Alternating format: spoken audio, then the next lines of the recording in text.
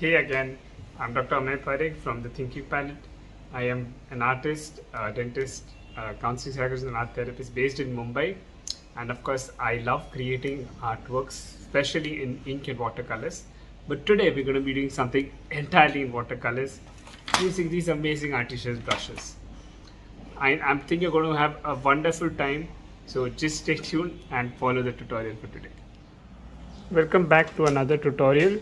Uh, as I just said, we're going to be painting some beautiful boards today. You can see the reference photo. I have with me a watercolor 300 GSM paper book. I have the amazing artificial brushes. I've got my watercolors, a fine liner, some water and a tissue, and we're ready to begin. So whenever we're drawing this kind of a reference, it's good to just have a pencil outline so that we know where we are. This is approximately the same kind of a 3x4 image, so it's easier to put onto the paper.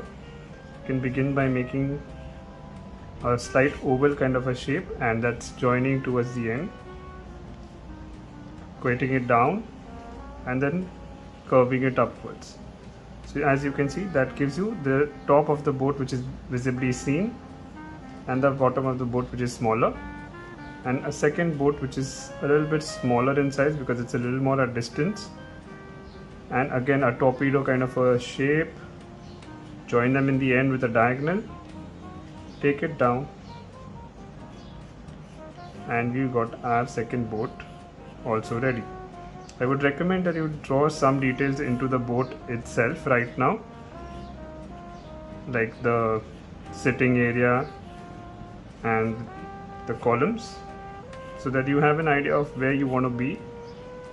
And that's about it. That's the only sketch you really require. Rest of it we can add details as we move forward with the painting.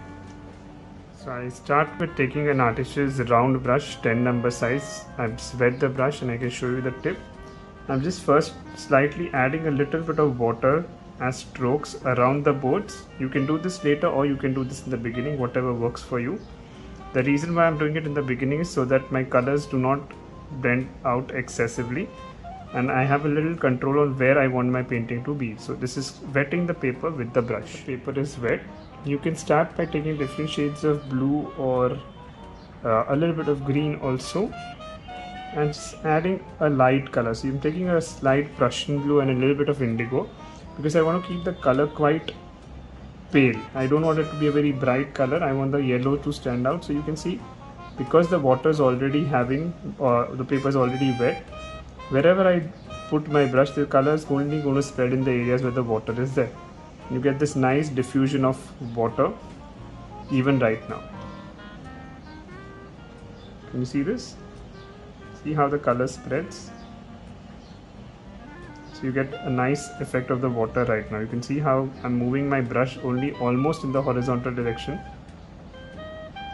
and the rest of the waves I can do later, but for now this is where I want to be in. This is where I'm going to be getting my reflection of the boat in, and you can see how the artificial brushes is nicely giving me this effect. And I can take a little bit of color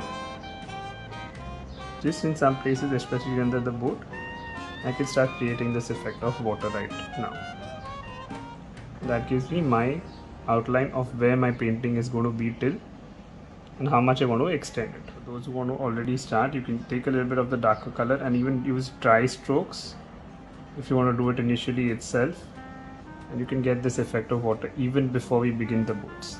Again, this is a completely an artist's self technique, and whoever feels they want to do it later, they can do it later, but I tend to pick up one color, finish it very often, and then move to the next color. So you can see the nice effect of water that's already come in. Beginning by taking a nice bright yellow, okay, and just with a wet on dry technique, wherever the yellow is, I'm straight away just taking the brush and applying it, and I'll use a darker shade later on to give all the layerings. Okay, so you can keep it as light as you want. You can even lift if you feel this is too dark. I'm showing you a technique called subtraction. You can just wet this, and with a rag or a tissue you can also lift some color up. Can you see how that effect came in? So that's another technique that you can use when you're using watercolors. And you can see I left it on the sides, but I made it lighter in the center, which will give the depth which I kind of really want to get in. For the other boat, I'm starting with a slightly olive light green, and I'll also be applying more shades on the side, very light color in the center, so I can just slightly wet it, and rather than using the color, because I want to get the browns and the other shades in. So using the lighter shade, I'm just wetting this entire area. So beginning with the yellow boat first, I've slightly mixed a little bit of orange into the yellow, and leaving the side, I'm just taking a 000 brush and slowly following the borders, leaving the edges out. Can you see this? So that way, when I actually let it form, I'm going to get a border itself. See how I'm just doing this very gently. Can you see this? It's the same color in the areas that I want depth for now. And then I'll show you how to get the shadows so you get it looking much more real. Because we want to give the dimension of depth into it. If we do not give the depth, it's not going to look very real. Now I've got a darker green and brown mix, so you can see it's a slightly brownish color with a little bit of green tinge into it, because I want to show that reflection even coming from the other boat. I'm just marking the end of the boat, giving it a little bit of a border, and using the same, I have now a 00 brush, so you can see how nicely I can give a beautiful detail to it. Okay, it's almost like you're outlining in some ways. You can also use some strokes just a little bit randomly in the following the contour of the boat, which is dry, so it looks more like there's some worn out wood. So I'm finishing one area and then we'll move to the next, because it's easier to demonstrate that way. So I'm adding a little bit of slight amount of brown, just a slight amount of brown in some areas, as you can see. The reason being because I want to get the effect of it being three-dimensional. It shouldn't look two-dimensional. So by adding a little strokes of this brown, can you see that depth is setting to come in? So a little bit of brown, a little bit of a darker color like in purple would also help. Just do it on the borders and then slightly merge it out on the end, as if you're shading with the brush. Can you see how I'm shading with the brush? And you can start seeing it'll look like it's standing out much more than what it was. Some strokes even in the end.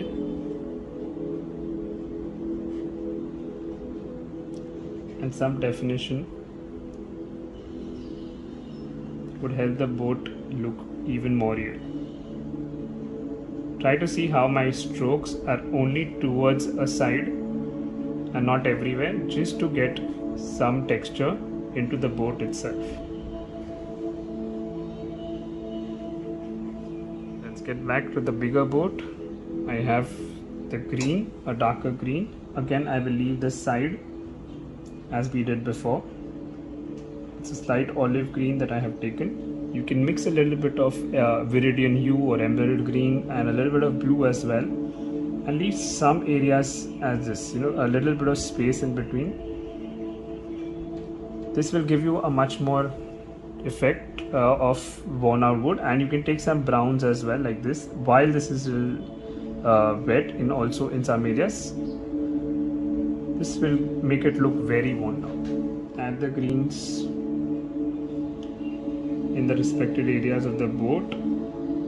Combine the greens itself while you're trying to do this, so you get a much more luminescent color with different shades.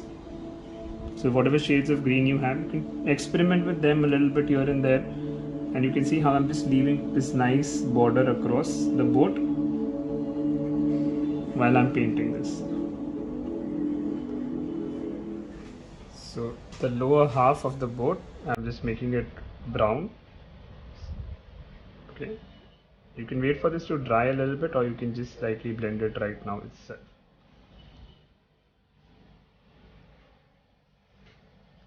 Starting with the depths of the boat, I'm just marking the periphery of where what is going to be on top. So whatever is on top is always lighter, which will make it look like it's standing above, and the depths we're going to make them darker. So take a dark brown, you can mix a little bit of blue or purple into it also if you want initially, or you can start with a lighter shade and then develop it.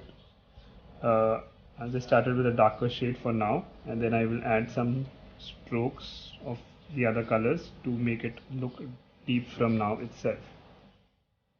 Okay, so as you can see, I'm just for you can see the depths already seen, right? So that's what we want to try and create. You can take the lighter part of the, I mean, as the color starts wearing off, you can take that lighter part and give some strokes with it also, and that kind of just gives a more contoured area, or it just makes it feel deep enough by itself. Even this light strokes, you can just use that across the the lighter green areas as a dry stroke to make it look like it's all wood.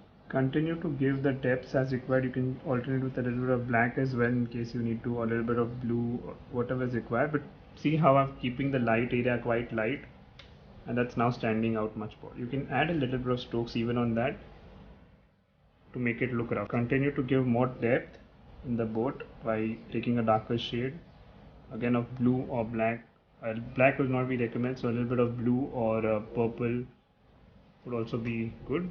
Now comes the important part of getting some reflection in, so a little bit of green, brown and purple in the boat, and again just following the contour of the boat. Like for example, I can't take the boat excessively out, I can't take the reflection excessively out, I need to keep it intact, and I try to keep the colors also a little bit blending. Just at the bottom I'm going to keep it a little darker so that it looks like it's on the water. Can you see now? It's basically to give the effect it's on the water, and then just blend it out.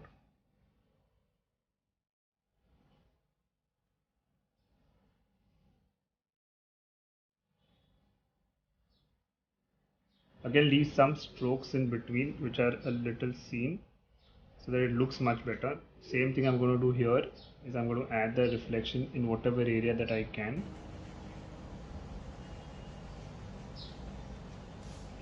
And of course we got some particles of dust or the speckles which falls, so we're just going to put that a little bit and we are good to go with the painting.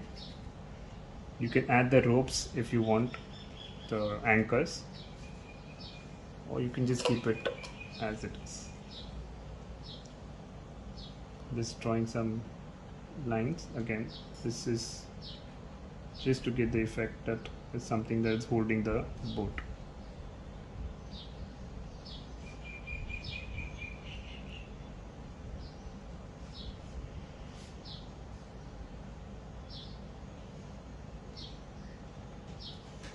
And there we have it.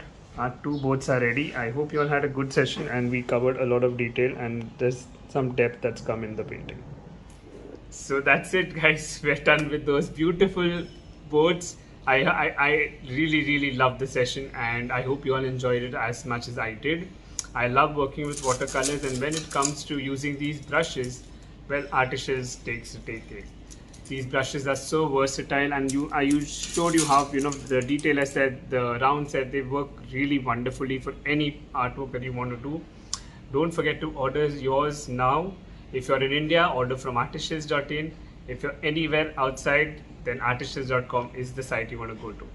Remember to like, save, share and subscribe to this channel. Please comment below if you enjoyed the tutorial. Again, we're signing off. Dr. Amey Parekh here. Take care. Goodbye.